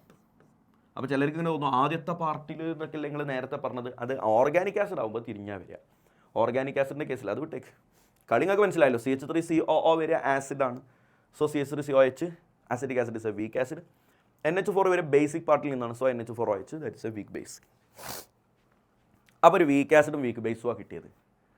അവരുടെ വെള്ളത്തിൽ കലക്കിയാൽ അയാളുടെ pH കാണണം. pH കിട്ടിക്കഴിഞ്ഞാൽ പിന്നെ ആസിഡിക് ആണോ ബേസിക് ആണോ ന്യൂട്രൽ ആണോ നമുക്ക് പറയാമല്ലോ. അപ്പോൾ അതിനുള്ള ഇക്വേഷൻ നമ്മുടെ കയ്യിലുണ്ട്. എന്താ pH കാണാനുള്ള ഇക്വേഷൻ? ½ × pKw + pKa - pKb. ഇനിയിപ്പോൾ അതിൽ നമുക്ക് ആവശ്യമുള്ള വാല്യൂസ് ഒക്കെ തരണം. അതൊക്കെ അവരുടെ തന്നിട്ടുണ്ട്. Dissociation constant of acetic acid തന്നിട്ടുണ്ട്. ഡിസോസിയേഷൻ കോൺസ്റ്റന്റ് ഓഫ് NH4OH തന്നിട്ടുണ്ട്. മോനെ, ഈ ഡിസോസിയേഷൻ കോൺസ്റ്റന്റ് എന്ന് പറഞ്ഞാൽ ആരാന്നറിയോ നിങ്ങൾക്ക്? ഞാൻ നേരത്തെ പറഞ്ഞു ഡിസോസിയേഷൻ കോൺസ്റ്റന്റ് എന്ന് പറഞ്ഞാൽ Ka എന്നാണ്. pKa അല്ല, Ka ആണ്. അപ്പോൾ അസറ്റിക് ആസിഡ് അയാളുടെ ഒരു ആസിഡ് ആണല്ലോ, അതുകൊണ്ട് Ka. അപ്പോൾ അസറ്റിക് ആസിഡിൻ്റെ Ka ആണ് ഈ തന്നത് 3 × 10⁻⁵. അപ്പോൾ നമ്മൾ എന്ത് ചെയ്യണം? അതിൻ്റെ pKa കാണണം. pKa എങ്ങനെ കാണാം? -log Ka. ഞാൻ നേരത്തെ പഠിപ്പിച്ചില്ല ഇക്വേഷൻ. അപ്പോൾ കാൽക്കുലേറ്റർ എടുക്കുക, -log Ka എന്ന് ഞെക്കുക. അപ്പോൾ നിനക്ക് 4.5 എന്ന് തെളിഞ്ഞു വരും. എന്ന പോലെ NH4OHൻ്റെ ഡിസോസിയേഷൻ കോൺസ്റ്റന്റ് അഥവാ Kb ആണ് തന്നത്. അതിൽ നിന്ന് pKb കാണുക, -log Kb 3.4 എന്ന് കിട്ടും. ഈ രണ്ട് വാല്യൂ ആണ് ഇനി നമ്മൾ ഇക്വേഷൻ സബ്സ്റ്റിറ്റ്യൂട്ട് ചെയ്യുക. pH = ½ × pKwയുടെ വാല്യൂ പണ്ടേ ഞാൻ പഠിപ്പിച്ചിട്ടുണ്ട് 14 ആണ്, പ്ലസ് pKa 4.5 ആണ്, മൈനസ് pKb 3.4 ആണ്. അപ്പോൾ 14ഉം 4.5ഉം 18.5 3.4 പോയാൽ ബാക്കി 15.1 ഡിവൈഡഡ് ബൈ 2 1/2 ഉണ്ടല്ലോ ഇവിടെ. 15.1ൻ്റെ പകുതി എത്ര? 7.55. അപ്പോൾ ഇത് 7നേക്കാൾ കൂടുതലാണോ കുറവാണോ ന്യൂട്രലാണോ? 7നേക്കാൾ കൂടുതലാണ്. So this is basic. അപ്പോൾ ഈ വാല്യൂ കാൽക്കുലേഷൻ ചെയ്ത് നോക്കിയിട്ട് ഈ വാല്യൂ 7നേക്കാൾ കൂടുതലാണോ കുറവാണോ നോക്കിയിട്ടാണ് അയാൾ ന്യൂട്രലാണോ അസിഡിക് ആണോ ബേസിക് ആണോ എന്ന് നമ്മൾ പറയുക. ഇതുമായി ബന്ധപ്പെട്ട് പ്രീവിയസിൽ ചോദിച്ചൊരു ക്വസ്റ്റ്യൻ ആണ്. Aqueous solution of NaCl is neutral but aqueous solution of FeCl3 is acidic. എന്തുകൊണ്ട്? ഇനിയിപ്പോൾ അത് എന്ത് ചോദിച്ചാലും ഇതിൽ നിന്ന് തന്നെ കണക്ട് ചെയ്ത് ഉണ്ടാക്കിയാൽ മതി. അസിഡിക് ആണോ ബേസിക് ആണോ ന്യൂട്രൽ ആണോ എന്ന് അവർ പറയുന്നില്ലേ, പിന്നെ നിനക്ക് അതിൻ്റെ റീസൺ ഉണ്ടാക്കിക്കൂടെ? എപ്പോഴാണ് ഒരാൾ ന്യൂട്രൽ ആവുക? ഇയാൾ സ്ട്രോങ് ആസിഡും സ്ട്രോങ് ബേസും തമ്മിൽ കൂടിച്ചേർന്ന സോൾട്ട് ആയതുകൊണ്ട്. എപ്പോഴാണ് ഒരാൾ ബേസ് ആവുക, അസിഡിക് ആവുക? ഇതിൽ നിന്നുള്ള ആസിഡ് ബേസ് സ്ട്രോങ് ആണോ വീക്ക് ആണോ എന്ന് ഞങ്ങൾ എങ്ങനെ അറിയാമെന്നൊക്കെ ചിലർക്ക് പൊട്ടന്മാർ വിചാരം ഉണ്ടാവും. എടാ അസിഡിക് എന്ന് അവിടെ എടുത്ത് പറയണില്ലേ? ഒരാൾ അസിഡിക് ആവുന്നത് എപ്പോഴായിരിക്കും? അവിടെ സ്ട്രോങ് ആസിഡും വീക്ക് ബേസും തമ്മിൽ കൂടി ചേർന്നിട്ടായിരിക്കും. അപ്പോഴല്ലേ അക്വ സൊല്യൂഷൻ ബേസ് അസിഡിക് ആവുക. അപ്പോൾ അസിഡിക് ആണോ ബേസിക് ആണോ എന്ന് അവിടെ പറഞ്ഞു കഴിഞ്ഞാൽ പിന്നെ അതിൻ്റെ റീസൺ ഉണ്ടാക്കാനാണോ പണി? എടാ FeCl3 ഒന്ന് ചിന്തിച്ച് നോക്ക്. FeCl3 ഈ രണ്ടാമത്തെ പാർട്ട് ആസിഡിൽ നിന്ന് വന്നതാ. അപ്പോൾ അതാരാ? HCl, ക്ലോറിനുള്ള ആസിഡ് HCl. ഒന്നാമത്തെ പാർട്ടിൻ്റെ കൂടെ OH ചേർത്ത് പറയുക, FeOH, വാലൻസി കംപ്ലീറ്റ് ചെയ്യാൻ ത്രൈസ്. അപ്പോൾ ഇയാളാണ് സ്ട്രോങ് ആസിഡാണ്, ഇയാൾ വീക്ക് ബേസാണ്. അതുകൊണ്ടാണ് അക്വസ് സൊല്യൂഷൻ എന്തായത്? ആസിഡിക് ആയത്. NaCl സ്ട്രോങ് ആസിഡും സ്ട്രോങ് ബേസും, അതുകൊണ്ട് അക്വസ് സൊല്യൂഷൻ എന്തായത്? ന്യൂട്രലായത്. വെള്ളമില്ലേ, വെള്ളം വെറുതെ എടുത്ത് വെച്ചാൽ H+O H- ആയിട്ട് ഇങ്ങനെ മാറും വെറുതെ. ആ മാറ്റത്തിനെയാണ് നമ്മൾ സെൽഫ് അയണൈസേഷൻ ഓഫ് വാട്ടർ എന്ന് പേര് പറയുക. Water dissociates into H+ and OH-. H+ൻ്റെ പേരാണ് ഞാൻ നേരത്തെ പറഞ്ഞു, ഹൈഡ്രോണിയം അയോൺ. OH പ്രോട്ടോൺ ആണ്. ശരിക്കും H+, H2Oയിൽ കയറി ചേർന്ന് H3O+ ആയിട്ടാണ് നിൽക്കുക. ഈ കഥയൊക്കെ എനിക്കറിയാം. നീ പറയുമ്പോൾ ആരെങ്കിലുമൊക്കെ വിവരമുള്ളവർ അതൊക്കെ തെറ്റാണല്ലോ എന്ന് തെറ്റിദ്ധരിക്കരുത്. കുട്ടികൾക്ക് ഈ പരീക്ഷാ ടൈമിൽ ആവശ്യമുള്ള സാധനമാണ് പറഞ്ഞു കൊടുക്കാന്നേ ഉള്ളൂ. OH- hydroxide ion. ഓക്കെ, അങ്ങനെയാണെങ്കിൽ എനിക്ക് ഇവിടുന്ന് ഒരു ഇക്വേഷൻ കിട്ടി. H2O gives H+, OH-. ഞാൻ അതിൻ്റെ ഇക്വിലിബ്രിയം കോൺസ്റ്റന്റ് ഉണ്ടാക്കുകയാണ്. ഇക്വിലിബ്രിയം കോൺസ്റ്റന്റ് എങ്ങനെ കാണാം? കോൺസെൻട്രേഷൻ ഓഫ് പ്രൊഡക്റ്റ്, പ്രൊഡക്റ്റ് ആരാ? H+ഉം OH- എഴുതി. Divide by concentration of reactant എഴുതണ്ട, കാരണം അത് ലിക്വിഡാണ്. സോളിഡ് ലിക്വിഡ് എഴുതാൻ പാടില്ലല്ലോ. ഇത് അക്വസ് എന്നാ വായിക്കുക. അക്വസ് ഒക്കെ എഴുതാം, ഗ്യാസ് എഴുതാം, അക്വസ് എഴുതാം, സോളിഡോ ലിക്വിഡോ എഴുതരുത്. സോ ഫൈനലി എനിക്ക് concentration of H+ into concentration of OH- എന്ന് കിട്ടും. ഈ ഇക്വേഷൻ നമ്മൾ മുമ്പേ കണ്ടതാ, KWൻ്റെ ഇക്വേഷൻ. ഇമ്പോർട്ടൻറ്റ് ഇക്വേഷൻസിലുണ്ട് concentration of H+ into concentration of OH- KW. ഇനി റൂം ടെമ്പറേച്ചറിൽ ഇതാണ് ഇമ്പോർട്ടൻറ്റ്. റൂം ടെമ്പറേച്ചറിൽ H+ൻ്റെ കോൺസെൻട്രേഷനും OH- കോൺസെൻട്രേഷനും ഈക്വലുമായിരിക്കും. അതിൻ്റെ വാല്യൂ 1 × 10⁻⁷ ആയിരിക്കും. അപ്പോൾ ആ വാല്യൂ ഞാൻ ഇങ്ങോട്ട് സബ്സ്റ്റിറ്റ്യൂട്ട് ചെയ്തു. 1 × 10⁻⁷ ഇൻറ്റു 1 × 10⁻⁴. അങ്ങനെയാണ് KWയുടെ വാല്യൂ 1 × 10⁻14 ആയത്. അതാണ് നമ്മൾ അയണിക് ഇക്വിലിബ്രിയത്തിൻ്റെ തുടക്കത്തിൽ നിങ്ങളെ പഠിപ്പിച്ചത്. ആസിഡിറ്റിയെ ബാധിക്കുന്ന ഫാക്ടറുകൾ ചോദിച്ചാൽ സിമ്പിളായിട്ട് 2-3 എഴുതി വെച്ചോ. 2 മതി. ഒന്ന് സൈസും പൊളാരിറ്റിയും. സൈസിനും പൊളാരിറ്റിക്കും അസിഡിറ്റി ഡയറക്റ്റ്ലി പ്രൊപ്പോർഷണലാണ്. സൈസിൽ നിന്ന് ഒരാളെ എടുത്ത് ചോദിക്കാറുണ്ട്. HF, HCl, HBr, HI ഇതിലായിരിക്കും സൈസ് കൂടുതൽ? എല്ലാത്തിലും H സെയിമാണ്. പിന്നെ കൂടുതൽ സൈസ് ഡിഫറൻറ്റ് വരുന്നത് ഫ്ലൂറിൻ, ക്ലോറിൻ, ബ്രോമിൻ, അയഡിൻ. അയഡിനാണ് വലുത്, സോ അവിടെയാണ് സൈസ് കൂടുതൽ, സോ അയാൾക്കാണ് അസിഡിറ്റി കൂടുതൽ. അപ്പോൾ ഫാക്ടേഴ്സ് അഫക്റ്റിംഗ് അസിഡിക് സ്ട്രെങ്ത്തിൽ അതൊന്ന് നോട്ട് ചെയ്ത് വെച്ചേക്കുക. ഇനി 2-3 കാര്യങ്ങൾ കൂടി കഴിഞ്ഞാൽ ചാപ്റ്റർ കഴിഞ്ഞു. Common ion effect. വേറെ വർത്താനൊന്നുമില്ല, ഡയലോഗ് കാണാതെ പഠിക്കാതെ നീ എൻ്റെ കൂടെ കൂടണ്ട. പരീക്ഷയ്ക്ക് ഉറപ്പായും ചോദിക്കും. 20-ാമത്തെയും 30-ാമത്തെയും ക്വസ്റ്റിൻ്റെ ഇടയിൽ കോമൺ അയോൺ എഫക്റ്റ് ഉണ്ട്. എങ്ങനെയാണ് കോമൺ അയോൺ എഫക്റ്റ് ചോദിക്കുക? എന്താണ് കോമൺ അയോൺ എഫക്റ്റ് എന്ന് എക്സ്പ്ലെയിൻ ചെയ്യുക. അപ്പോൾ എന്താണ് കോമൺ അയോൺ എഫക്റ്റ് വായിച്ചോട്ടോ. ഇറ്റ് ഈസ് സപ്രഷൻ എന്ന് പറഞ്ഞാൽ ഒതുക്കുക എന്നാണല്ലോ. Suppression of dissociation of an electrolyte by the addition of another electrolyte having common ion. വല്ലതും മനസ്സിലായോ? മനസ്സിലാവണ്ട. ഇങ്ങോട്ട് നോക്ക്. ഇലക്ട്രോലൈറ്റ് എന്ന് പറഞ്ഞാൽ പേടിക്കണ്ട, ആസിഡോ ബേസോ സോൾട്ടോ. ഇതവിടെ ഒരു ആസിഡ് ഉണ്ട്, CH3COOH, CH3CONA. ഇങ്ങനൊരു സോൾട്ട് ഉണ്ടെന്ന് വിചാരിക്കുക. CH3COONA എന്ന് പറയുന്ന ഒരു സോൾട്ട് ഉണ്ട്. ഞാനൊരു പാത്രത്തിൽ CH3CONA എടുത്തിട്ട് വെള്ളത്തിൽ കലക്കിയിട്ട് അതിനെങ്ങനെ ഡിസോസിയേറ്റ് ചെയ്യാൻ അനുവദിച്ചു. ഡിസോസിയേറ്റ് ചെയ്യാന്ന് പറഞ്ഞാൽ അതിൻ്റെ അയോൺസ് ഒക്കെ ആയി മാറുക. അപ്പോൾ എന്തായി മാറി? CH3CO- Na+ ആയിട്ട് ഇങ്ങനെ മാറിക്കൊണ്ടിരിക്കുകയാണ്. അപ്പോഴാണ് ഞാൻ അതിലേക്ക് കുറച്ച് CH3COOH ഒഴിച്ചത്. ഈ ഒഴിക്കുന്ന ആൾക്ക് എന്താണ് പ്രത്യേകത? ഈ ഒഴിക്കുന്ന ആൾക്ക് ഇവിടെയും കോമൺ ആയി ഒരു അയോൺ ഉണ്ട്. ആരാ? CH3COO എന്ന് പറയുന്നൊരു അയോൺ ഉണ്ട്. അങ്ങനെ ഒരു കോമൺ അയോണുള്ള മറ്റൊരാൾ വന്നാൽ ഓൾറെഡി അവിടെ ഡിസോസിയേറ്റ് ചെയ്തുകൊണ്ടിരിക്കുന്ന ആളുടെ ആ ഡിസോസിയേഷൻ്റെ വേഗത കുറയും. അതാണ് സപ്രഷൻ ഓഫ് ഡിസോസിയേഷൻ. അത്രേ ഉള്ളൂ. ഞാനിപ്പോൾ ഇതിലേക്ക് NaCl ഇട്ടു എന്ന് എഴുതിക്കോ, ഒരു കുഴപ്പമില്ല. കാരണം എന്താ? NaCl ഇതിലും കോമൺ അയോൺ ഉണ്ട്. ശരി, ഇവിടെ കുഴപ്പമുണ്ട്. NaCl അല്ല, KCl ഇട്ടെന്ന് വിചാരിക്കും. ഒരു എണ്ണ ഉണ്ടല്ലോ, KCl ഇട്ടെന്ന് വിചാരിച്ചോ, ഒരു കുഴപ്പമില്ല. കാരണം എന്താ? കോമൺ അയോൺ ഇല്ല. ഞാനിതിലേക്ക് MgCN ട്വൈസ് ഇട്ടു എന്ന് വിചാരിച്ചോ, ഒരു കുഴപ്പമില്ല. ഞാനിതിലേക്ക് ഒരു കാൽഷ്യം സൾഫേറ്റ് ഇട്ടു എന്ന് വിചാരിച്ചോ, ഒരു കുഴപ്പമില്ല. കാര്യം ഇതിലൊന്നും ഇപ്പോൾ കോമൺ അയോൺ ഇല്ല. പക്ഷേ ഇതിലെ 2 അയോൺ ആരാ? CH3CO- Na+. അത് ഏതെങ്കിലും ഉള്ള ഒരാളിട്ട് കഴിഞ്ഞാൽ ഓൾറെഡി അവിടെ ഡിസോസിയേറ്റ് ചെയ്തുകൊണ്ടിരിക്കുന്ന ആളുടെ വേഗത കുറയും. ഒന്ന് വായിച്ചു നോക്കിയാൽ, it is suppression of dissociation of electrolyte. ഒരു ഇലക്ട്രോലൈറ്റിൻ്റെ ഡിസോസിയേഷൻ്റെ വേഗത കുറയലാണ്. എപ്പോൾ? By the addition of another electrolyte. എന്താണ് അനദർ ഇലക്ട്രോലൈറ്റിൻ്റെ പ്രത്യേകത? Having common ion, containing common ion. Example എന്ന് പറഞ്ഞിട്ട് ഇതൊക്കെ എഴുതി വെക്കുക. ഏതാ? Dissociation of CH3COONA gets suppressed by the addition of CH3COOH. കുറച്ചൊക്കെ ഒരു ഡയലോഗും കൂടി ചേർത്ത് വെച്ചാൽ അടിപൊളിയായിട്ട് നിനക്ക് മാർക്ക് ഉണ്ടാക്കാൻ പറ്റും. മാർക്ക് ഉണ്ടാക്കാൻ മറക്കരുത്. Buffer solution. മോനെ, ഒരു ഗ്ലാസ്സിൽ നോക്കിക്കോട്ടോ, ഒരു സൊല്യൂഷൻ എടുത്തു. എന്നിട്ട് ഞാനതിക്ക് കുറച്ച് ആസിഡ് ഒഴിച്ചു, കുറച്ച് ബേസൊക്കെ ഒഴിച്ചു നോക്കി. പക്ഷേ ഈ സൊല്യൂഷൻ്റെ pH മാറ്റമൊന്നും സംഭവിക്കുന്നില്ല. pH കോൺസ്റ്റൻറ്റാണ്. സാധാരണ ഇപ്പോൾ ഒരു വെള്ളത്തിലേക്ക് കുറച്ച് ആസിഡ് ഒഴിച്ചാൽ pH ഒന്ന് കുറയും, ബേസ് ഒഴിച്ചാൽ pH ഒന്ന് കൂടും, അങ്ങനെയൊക്കെയാണല്ലോ ഉണ്ടാവില്ല. പക്ഷേ ഈ സൊല്യൂഷൻ്റെ പ്രത്യേകത, ആസിഡ് ഒഴിച്ചാലും ബേസ് ഒഴിച്ചാലും അയാളുടെ pH മാറ്റമൊന്നും സംഭവിക്കുന്നില്ല. അങ്ങനത്തെ ആൾക്കാരെയാണ് നമ്മൾ ബഫർ സൊല്യൂഷൻ എന്ന് പേര് വിളിക്കുക. ബഫർ സൊല്യൂഷൻ്റെ ഒരു എക്സാമ്പിളാണ് ബ്ലഡ്. നമ്മൾ എന്ത് ഫുഡ് കഴിച്ചാലും ബ്ലഡിൻ്റെ pH സെയിം ആയിരിക്കും. നമ്മളെ ബ്ലഡിൽ കൂടെയാണല്ലേ കഴിച്ച ഫുഡൊക്കെ പലയിടത്തേക്ക് എത്തുന്നത്. എന്നാൽ പോലും ബ്ലഡിൻ്റെ pH സെയിം ആയിരിക്കും. എന്തുകൊണ്ടാണ്? ബ്ലഡ് ഒരു ബഫർ ആയതുകൊണ്ടാണ്. അപ്പോൾ ആരാ ബഫർ സൊല്യൂഷൻ? വായിച്ചോ. Solutions having constant pH value. എപ്പോൾ? Even after addition of small amount of acid or base. ചെറിയ എമൗണ്ട് ആസിഡ് ഒഴിച്ചാലും ബേസ് ഒഴിച്ചാലും pH ചേഞ്ച് ചെയ്യാത്തവരാണ് ബഫർ. ചെറിയ എമൗണ്ട് കേട്ടോ. ഒരു ഗ്ലാസ്സിലേക്ക് ഒരു കന്നാസ് കൊണ്ടുവന്നിട്ട് ആസിഡ് ഒഴിച്ചിട്ട് pH ചേഞ്ച് ചെയ്യില്ല എന്ന് കൈയൊട്ടി ചിരിച്ചിട്ട് കാര്യം ഉണ്ടാവില്ല, ചേഞ്ച് ചെയ്യും. Small amount of acid or base ഒഴിച്ച് കഴിഞ്ഞാൽ അയാളുടെ pH ചേഞ്ച് ചെയ്യാത്തവനെയാണ് ബഫർ സൊല്യൂഷൻ എന്ന് പേര് വിളിക്കുക. മോനെ, നിൽക്കണ നൃത്തത്തിൽ പഠിച്ചോ, ചാടി നിന്നോ. ബഫർ 2 വിധമുണ്ട്. ഒന്നാമൻ്റെ പേര് അസിഡിക് ബഫർ. pH ചേഞ്ച് ചെയ്യില്ല എന്നല്ലേ ഞാൻ പറഞ്ഞേ. അപ്പോൾ pHൻ്റെ വാല്യൂ കോൺസ്റ്റൻ്റ് ആയിരിക്കും. ആ വാല്യൂ 7 താഴെയാണെങ്കിൽ അസിഡിക് ബഫറും 7 മുകളിലാണെങ്കിൽ ബേസിക് ബഫറും ആയിരിക്കുമല്ലോ. എടാ, മനസ്സിലായില്ലേ? 7.8 എന്ന് പറയുന്ന ഇയാളുടെ pHൻ്റെ വാല്യൂ മാറുന്നില്ല. 7.8 എന്നുള്ള വാല്യൂ മാറുന്നില്ല. അപ്പോൾ ഇയാളൊരു ബഫറാ, മാറുന്നില്ലല്ലോ.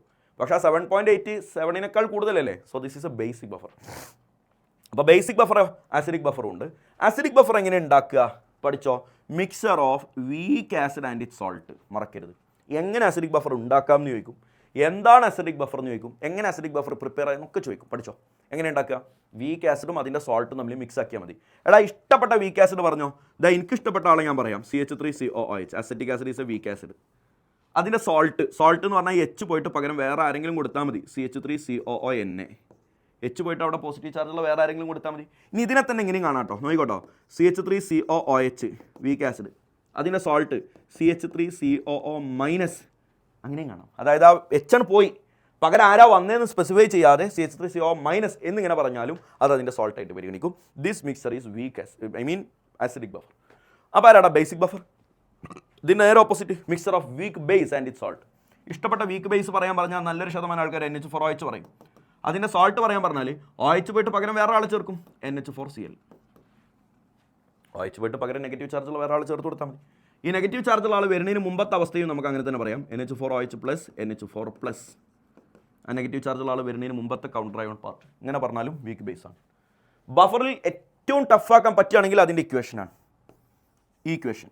കാണാൻ പഠിക്കുക, pH = pKa+ log concentration of salt by acid. ഒറ്റ സ്ട്രെച്ചിൽ പറഞ്ഞു പഠിച്ചേ, ഇപ്പോൾ പഠിച്ചേ. pH = pKa+ log concentration of salt by acid. പഠിക്കേ pH = pKa+ log concentration of salt by acid. ഇനി ബേസിക് ബഫർ ആണെങ്കിൽ ഇതിൻ്റെ നേരെ റെപ്ലിക്കൻ്റ് എടുത്ത് പറഞ്ഞാൽ മതി. pH എന്നതിന് പകരം POH എന്നാകും, pKa എന്നതിന് പകരം pKb എന്നാകും, ലോഗിന് പകരം ഒന്നും ഉണ്ടാവില്ല, ലോഗ് തന്നെ. കോൺസെൻട്രേഷൻ ഓഫ് സോൾട്ട് അങ്ങനെ തന്നെ, concentration of acid concentration of base ആവും, വേറെ വ്യത്യാസമൊന്നുമില്ല. കാണാൻ പഠിച്ചു കുഞ്ഞെ. ഈ രണ്ട് ഇക്വേഷനെയും നമ്മൾ പേര് വിളിക്കും. ഈ രണ്ട് ഇക്വേഷനെ വിളിക്കുന്ന പേരെന്താ അറിയോ? ഹെൻഡേഴ്സൺ ഹേസൽബാക്ക് ഇക്വേഷൻ എന്നാണ്. ഹെൻഡേഴ്സൺ ഹേസൽബാക്ക് ഇക്വേഷൻ എന്നാണ്. അപ്പോൾ അസിഡിക് ബഫർ ബേസിക് ബഫറിൽ ഏറ്റവും ടഫ് ആക്കുകയാണെങ്കിൽ അതിൻ്റെ ഹെൻഡേഴ്സൺ ഹേസൽബാക്ക് ഇക്വേഷൻ വരെയൊക്കെ ചോദിച്ചു കളയും, അത്രയേ ഉള്ളൂ. അപ്പോൾ നീ പഠിച്ചു കഴിഞ്ഞാൽ സെറ്റാണ്. പിന്നെ മോനെ അടുത്തത് ചെറിയൊരു ടോപ്പിക്കാണ് സൊല്യൂബിലിറ്റി. എന്താണ് സൊല്യൂബിലിറ്റി എന്ന് ഞാൻ പറഞ്ഞുതരാം, എഴുതൊന്നും വേണ്ട. കുറച്ച് വെള്ളമുണ്ട്, ഇതിലേക്ക് ഞാൻ കുറച്ച് ഉപ്പിട്ടാണ് കലക്കി, NaCl. അപ്പോൾ ആ ഉപ്പ് കലങ്ങിയാണ് പോകും. കുറച്ചുകൂടെ ഉപ്പിട്ട് പിന്നെയും കലക്കി, അതും കലങ്ങിപ്പോയി. കുറച്ചുകൂടെ ഉപ്പിട്ട് പിന്നെയും കലക്കി, അതും കലങ്ങിപ്പോയി. അപ്പോൾ എനിക്ക് ഹരമൂത്തിട്ട് ഞാൻ പിന്നെയും ഉപ്പിട്ട് അങ്ങനെ കലക്കി കിയാമത്ത് നാൾ വരെ കലക്കിയാൽ അതൊക്കെ കലങ്ങി അങ്ങനെ പോവും. ഈ എമൗണ്ട് ഓഫ് വാട്ടറിൽ കൊള്ളുന്ന ഒരു മാക്സിമം എമൗണ്ട് ഓഫ് സൊല്യൂട്ട് ഇല്ലേടാ, ആ മാക്സിമം എമൗണ്ട് ഓഫ് സൊല്യൂട്ടിനെ വിളിക്കുന്ന പേരാണ് solubility. Then what is solubility? Maximum amount of solute that can be dissolved in a particular amount of solvent. അതിൻ്റെ ഡെഫിനേഷൻ ഒന്നും അറിയണ്ട, ഒന്ന് ഓർത്ത് വെച്ചേക്ക്. Maximum amount of solute that can be dissolved in a particular amount of solvent. ആ സൊല്യൂബിലിറ്റിയുടെ value ശ്രദ്ധിക്കണം. Value 0.1 കൂടുതലാണെങ്കിൽ ആ സോൾട്ടിന് സൊല്യൂബിൾ ആണ് എന്നാണ് നമ്മൾ പേര് പറയുക.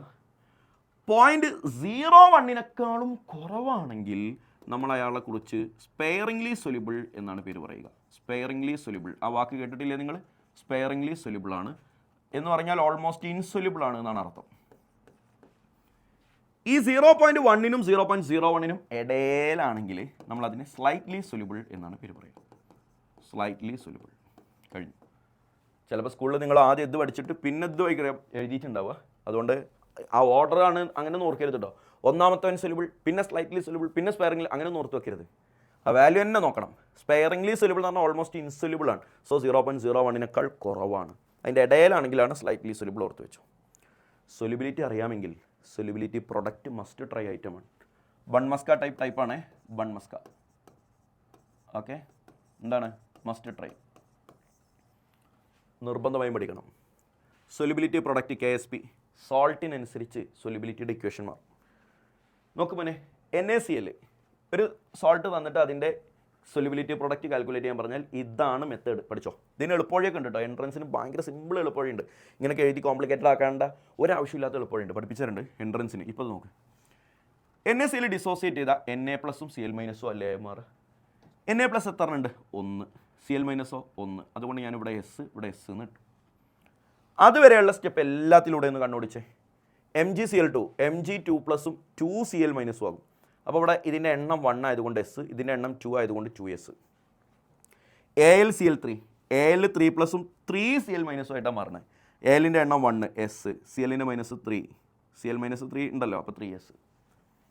Mg3N2 അപ്പോൾ 3 Mg2+ഉം 2 N3- ആയിട്ടാണ് മാറുക.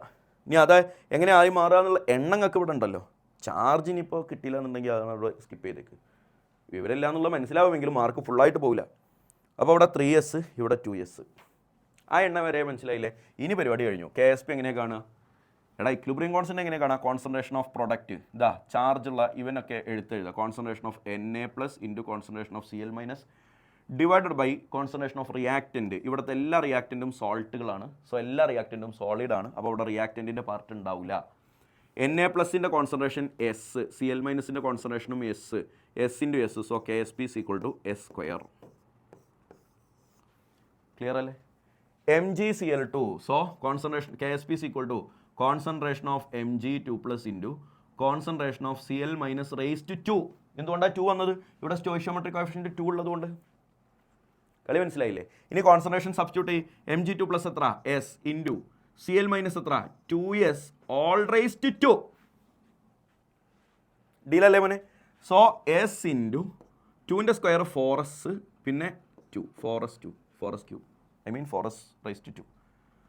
4s raised to 2 4s സ്ക്വയറും എസും തമ്മിൽ മൾട്ടിപ്ലൈ ചെയ്താൽ ഫൈനൽ ആൻസർ എന്ത് വരും? 4s³ എന്ന് വരും. ഇതാണ് KSPയുടെ ഇക്വേഷൻ. ഇവിടെ KSP എങ്ങനെ കാണാം? അതാ concentration of Al3+ concentration of Cl- raised to 3 എന്ന് ഇടണം. സോ എങ്ങനെ ഉണ്ടാവുക? കോൺസെൻട്രേഷൻ ഓഫ് Al3+ ഇതാ KSP ഇവിടെ എടുത്ത് എഴുതേണ്ടത് S into 3s all raised to 3. അപ്പോൾ അടാ 3 raised to 3 എത്ര? 9 എന്ന് ചിലരുടെ മനസ്സിൽ വരും. അല്ല 27. 3 ഇൻറ്റു 3 ഇൻറ്റു 3 ആണ് 3 raised to 3. പിന്നെ ഇവിടെ ഒരു എസ് ഉണ്ട്, S raised to 3 ഉണ്ട്. So S raised to 4. ഇനി നിങ്ങൾ ഒറ്റയ്ക്ക് ചെയ്യും. Mg2+ൻ്റെ വാല്യൂ 3s-ൻ്റെ ക്യൂബ് ഇവിടെ 2s-ൻ്റെ സ്ക്വയർ 108 S raised to 5 എന്ന ആൻസർ വരും. ഇതിൽ നിന്ന് വളരെ ഫേമസ് ആയ ഒരു ക്വസ്റ്റ്യൻ ആണ് ഈ കാണുന്നത്. മോനെ ഇത് പരീക്ഷയ്ക്ക് ചോദിച്ചാൽ ഇതൊക്കെ കുട്ടികൾ ടഫസ്റ്റ് ക്വസ്റ്റ്യൻ ആയിട്ട് മാർക്ക് ചെയ്യുന്ന സാധനമാണ്. KSP ഓഫ് ബേരിയം സൾഫേറ്റ് 4 × 10⁻⁴ ആണ് തന്നിട്ടുണ്ട്. അവിടെ നോട്ടെ. കാൽക്കുലേറ്റ് ഇറ്റ് സൊല്യൂബിലിറ്റി ഇൻ വാട്ടറും 0.1 മോളാർ ബേരിയം ക്ലോറൈഡ് സൊല്യൂഷനും രണ്ടായിട്ട് ഞാൻ കാണിച്ചു തരാം. ശരിക്കും ശ്രദ്ധിച്ചോ.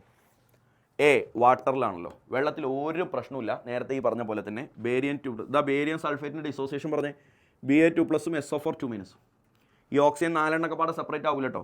ബേരിയം 2+ SO4 അപ്പോൾ ഇതിൻ്റെ എണ്ണ എത്ര? 1. ഇതിൻ്റെ എണ്ണ എത്ര? 1.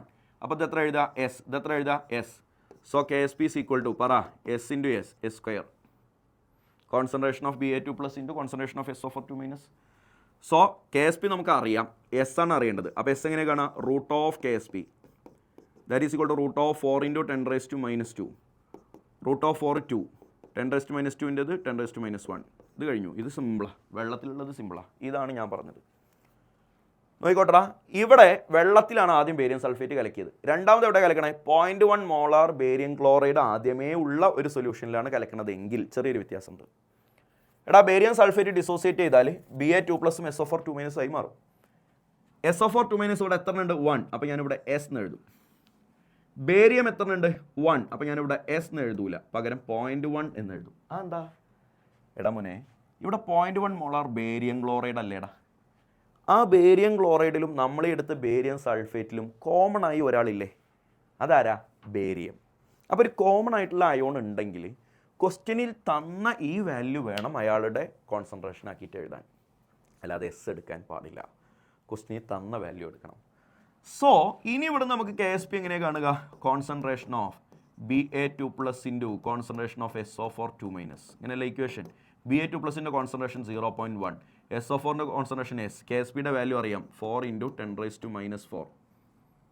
സോ അവിടുന്ന് S കാണാം. S = 4 × 10⁻⁴ ഡിവൈഡഡ് ബൈ 10⁻1 അഥവാ 0.1 താഴത്തേക്ക് ഇങ്ങോട്ട് വന്നു. So the value is 4 × 10⁻3. Okay, simple അല്ലേ? അപ്പോൾ ഈ സാധനമൊക്കെ ടഫായിട്ട് കുട്ടികൾ മനസ്സിലാക്കും, ഒരു തേങ്ങയില്ല. ലാസ്റ്റ് കാര്യമാണ് അയോണിക് പ്രൊഡക്റ്റ്. ചെറിയൊരു കാര്യം മാത്രം ഇതിലൊന്ന് ഓർത്ത് വെച്ചോ. നമ്മൾ റിയാക്ഷൻ കോഷ്യൻ്റ് KC/QC ഒക്കെ പറഞ്ഞ പോലെ അയോണിക് പ്രൊഡക്റ്റ് എങ്ങനെയാണ് കാൽക്കുലേറ്റ് ചെയ്യുക അറിയോ? സൊല്യൂബിലിറ്റി പ്രൊഡക്റ്റ് എങ്ങനെയാണോ കാൽക്കുലേറ്റ് ചെയ്യുക അങ്ങനെ തന്നെ.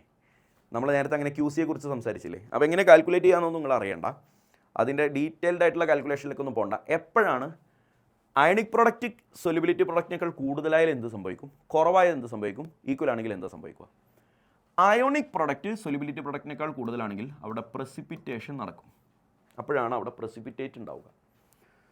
സൊല്യൂബിലിറ്റി പ്രൊഡക്റ്റാണ് കൂടുതലെങ്കിൽ അത് സൊല്യൂബിലിറ്റി പ്രൊഡക്റ്റ് കൂടുതലാണെന്ന് പറഞ്ഞാൽ കംപ്ലീറ്റ്ലി സൊല്യൂബിൾ ആയി പോകും. അപ്പോൾ അവിടെ നോ പ്രസിപ്പിറ്റേഷൻ, അവിടെ പ്രസിപ്പിറ്റേഷൻ ഉണ്ടാവില്ല. ഓക്കെ. ഇനി അയണിക് പ്രൊഡക്റ്റും സൊല്യൂബിലിറ്റി പ്രൊഡക്റ്റും ഈക്വൽ ആയാൽ അയാളെക്കുറിച്ച് നമ്മൾ സാച്ചുറേറ്റഡ് സൊല്യൂഷൻ എന്ന് പേര് വിളിക്കും. അതായത് കംപ്ലീറ്റ്ലി കൊള്ളണ അത്രയും കൊണ്ടിട്ടുണ്ട്, ഇനി ഒരു തരി കൊള്ളൂല എന്നുള്ള അവസ്ഥയാണ് saturated solution. That's all about the chapter equilibrium. മക്കളെ കൂട്ടുകാരിലേക്ക് ഷെയർ ചെയ്യാൻ മറക്കരുത്. കൂട്ടുകാരിലേക്ക് ഷെയർ ചെയ്ത് കൊടുത്താൽ എൻ്റെ വക ബോണസായിട്ട് 2 മാർക്ക് നിനക്ക് പരീക്ഷയ്ക്ക് പടച്ചോൻ വെറുതെ തരും. 10 ഷെയർ ചെയ്ത് കൊടുത്തോ. നെക്സ്റ്റ് വീഡിയോയിൽ കാണാം. Thank you.